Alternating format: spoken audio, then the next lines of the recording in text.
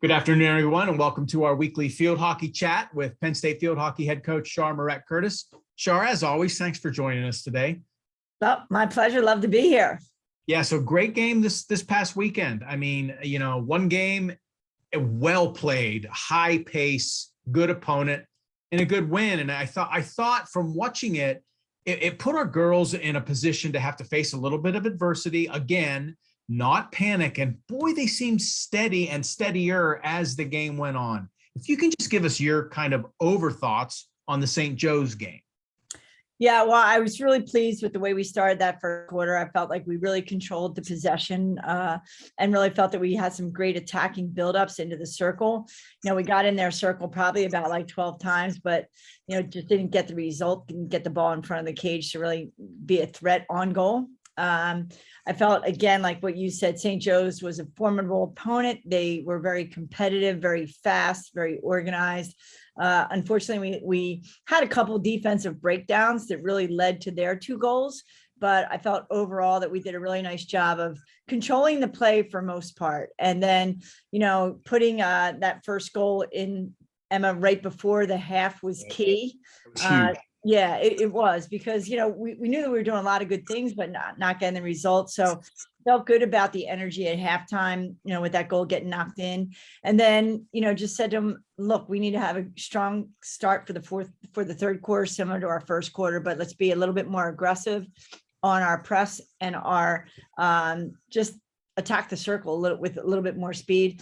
And that's where you saw Fia's goal come in. She just really took that player 1v1. Her backhand is lethal. Anytime she can get the ball in her backhand, it's going to be, it's going to be dangerous for the other team. So seeing her connect on that, and then we had some good corner executions. Our goalie made some saves.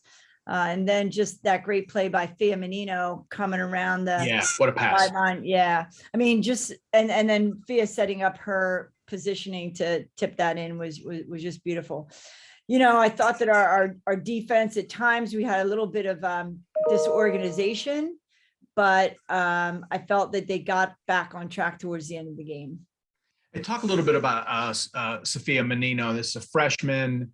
The vision she showed in moving there, because she was right at the cage on the outside of the circle, and that vision to know where other Fia was going to be. Yeah. When you recruited her, is this what you saw in that young lady? Well, when I recruited her, her mother played for me. So when her mother brought her up to camp 3 years ago, I think she was a sophomore. And, I said, we need to put her in the backfield, because she's got speed, but her stick skills just weren't sharp enough to get open to be that scorer at this level. I mean, She scored a lot of goals in high school, and she played a little bit of midfield in high school and for a club team. But I remember talking to Meghan, I'm like, I honestly think she's a back in college. And, we thought we may be looking at her as a midfielder or even a forward before preseason began, because of her success in that attacking area. But once we went through preseason, we're like, no, she's got grit as a defender. She's got speed. She's got physical strength. And just getting her up that sideline has really paid off for us. Yeah, she really controls the space that she's in. Yeah. Her shoulders are wide, and she's controlling the area around her stick, and it's tough to get in there on it. You can see it on that play. That was great. Yeah, great vision. Two games this weekend. Your non-conference schedule is shaping up to be a bear. I don't know if this was your plan. Yeah. That's what you like to do is stress this team early, so that when the Big Ten starts, they've already cut their teeth a little bit. Albany, a really good 2-2 team coming in, could easily be ranked in the top 25. Delaware's ranked 19. Talk a little bit about the 2 squads you have to face this weekend. I think they're rather similar in their styles. They have, a good number of international kids that just have that stick skill and that game experience and just that savviness on the field. So, it'll be interesting. We haven't really looked at, obviously, the Delaware films yet, but looking in Albany, I mean, they keep their structure. They've got speed to go to goal. So I think that, for our structure purposes, we feel that we can really attack the sidelines the way that we've been doing. And hopefully we can, get the ball into their circle and be a little bit more dangerous with our attacking situations, more so than we were last week. But I do think that they're a team that's going to play obviously 60 minutes hard. Yeah. And then same for Delaware. I mean, I know you can't look forward to, I know you got a game Friday and it's hard for you to comment on them, but you're seeing similar things in both teams at this point. Yeah, very, very, very similar makeup on their roster, and so, I guess, they would be a team, I would say, with Delaware a little bit more experience. They played a tougher schedule coming into the weekend. They have Harvard on Friday, who's a very, very strong team, and Albany. Obviously we're going to play them Friday, so it'll be their Friday game. But I think that for us, there are some things that we need to work on that we saw from the St. Joe's game, and that's really trying to get our midfielders a little bit more involved in distribution from east to west. We love to run the field north and south, and we need to do a couple other things to sort of open up the field in a transfer way. And we're going to be bringing in Meghan Reese here in a moment. When you're done, talk to us about Meghan. She is captain. Yep. She's been when she got here, she kind of started incorporating herself into the fabric of your program and your team. Give us your thoughts on Meghan Reese, the player and the person. Yeah, well, Meghan came in just eyes wide open and just willing to learn and just contribute in any way she can. And that's what she has done for us as a player. We have played her at number left of back, positions. right back. Yeah. We've had her in the midfield, we've had her on the forward line. And so we feel good about Meghan, the versatility she can bring to our team. And, as a coaching staff, we talked today about, hey, maybe it's worth it to, see if we can get her spell her on the line for, some minutes, which would be great.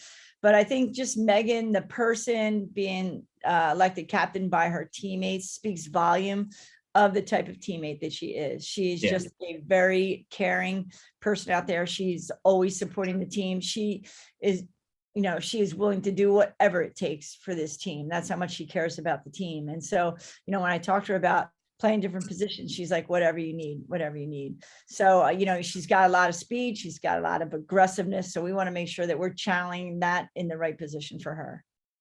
Awesome. Well, thank you, Char, again. We appreciate your time, and looking forward to talking to Meghan here in a moment, and looking forward to 2 good games this weekend. All right. Sounds great. All right. And good afternoon. And we would like to welcome senior captain to our field hockey chat today. Meghan, thank you so much for joining us before. I know you got practice here starting soon, so thanks for the time. Thanks for having me. So how exciting is it? You're 3-0 to start. You've got some good wins under your belt and a number of really tough games coming up here, literally till the end of the year, including these non-conference ones this weekend. What's the feeling like on the team?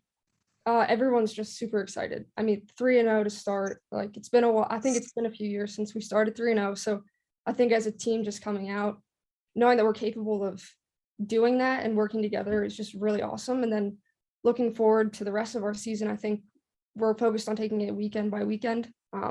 This weekend with Albany and Delaware coming up. So just working on adjustments from game to game is really our focus. You are, and have been since you got here a few years back, one of the more versatile players Char has ever had. Tell us a little bit about the mindset you have to be able to shift and adjust, certainly from year to year and sometimes from game to game. What goes on inside your head as your role switches from game to game? Personally, like, switching roles, being versatile, just like looking at each game and seeing how I can improve my game, because I'm never like settling. I can always get better and like be a better teammate, and how can I make my teammates around me look better? So wherever they need me on the field I'm gonna adjust and do my absolute best to make sure that I am giving my best, and like no matter where it is on the field, just knowing that like if I can make a change, like I will do that. Right. Yeah, it makes sense. Absolutely. And you were voted team captain by your teammates. How did that make you feel, obviously? And then what do you do with that responsibility? What's your approach to being a team captain? It was an honor to be voted as a captain by my teammates. It's awesome that they look at me as a leader on this team. I think for myself, just being a captain, not changing who I am or trying to be somebody else. I just go out there, give my best, and then demand the best from my teammates around me, and just making sure bringing the energy to practice. Like if we're having a little bit of a rocky practice, just bring everybody in, seeing how can we like reset, refocus, and then like make practice better than we started. Yeah, very good. And tell us, what is your major? I'm a biobehavioral health major with a bio minor. And are you graduating in May of this calendar year or this school year? I'm gonna graduate next December. Nice. No, the following December? Yes. Coming December. The following December. So that The would be following December. 2022. What's your ultimate goal to do with that degree? What do you want to do when your playing career's over and it's time to life for yourself? What's your plan? So kind of in a little bit of a crossroads here, either gonna look to go to dental school or maybe look at getting a master's in nutrition sciences and seeing like where that can take me. Nice. Yeah.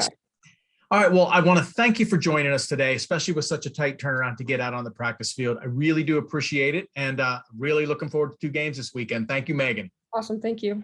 Yep.